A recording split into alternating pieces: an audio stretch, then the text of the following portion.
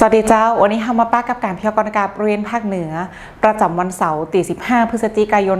2568 กันเจ้าก่อนอื่นนะเจ้าเราก็มาพอสภาพอากาศตีผ่านมาก่อนเจ้า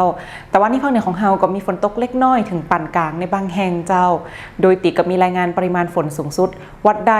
60.8 มิลลิเมตรติพระตำหนักภูพิงค์ราชนิเวศอำเภอเมืองจังหวัดเชียงใหม่เจ้าและสำหรับบริเวณยอดดอยเจ้านี่นะเจ้าก็มีอากาศหนาวถึงหนาวจัดโดยติมีรายงานอุณหภูมิต่ำสุดเจ้านี่วัดได้ 8 องศาเซลเซียสติยอดดอยอินทนนท์อำเภอจำตองจังหวัดเชียงใหม่เจ้าและต่อไปเราก็มาพอลักษณะอากาศทั่วไปของวันนี้เจ้า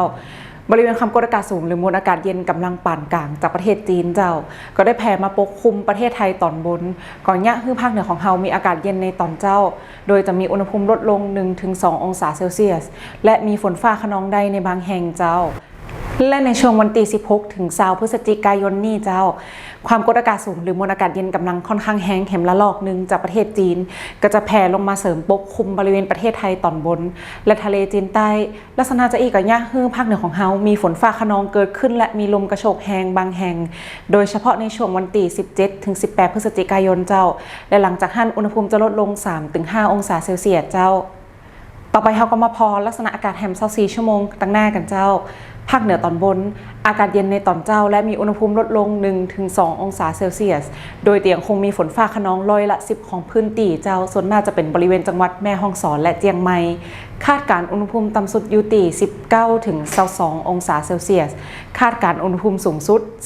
30-33 องศาเซลเซียสสำหรับยอดดอยอากาศหนาวถึงหนาวจัดคาดการอุณหภูมิต่ำสุดยอดดอยอยู่ที่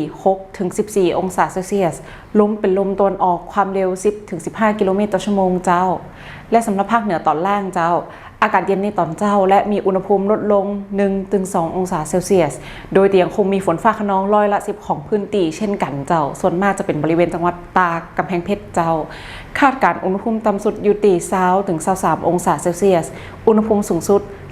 31-33 องศาเซลเซียสสำหรับยอดดอยอากาศหนาวอุณหภูมิต่ำสุดอยู่ที่ประมาณ 14-16 องศาเซลเซียสลมเป็นลมตะวันออกความเร็ว 10-15 กิโลเมตรต่อชั่วโมงเจ้าและสุดท้ายนี้เจ้าภาคเหนือของฮาวายยังคงมีอากาศเย็นในตอนเจ้าและมีอุณหภูมิลดลง 1-2 องศาเซลเซียสโดยยังคงมีฝนฟ้าคะนองได้ในบางแห่ง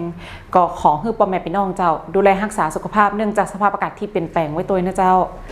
และถ้ามีข้อสงสัยเกี่ยวกับสภาพอากาศสามารถสอบถามได้กับทางศูนย์อุตุนิยมวิทยาภาคเหนือได้ตีเบอร์โทรศัพท์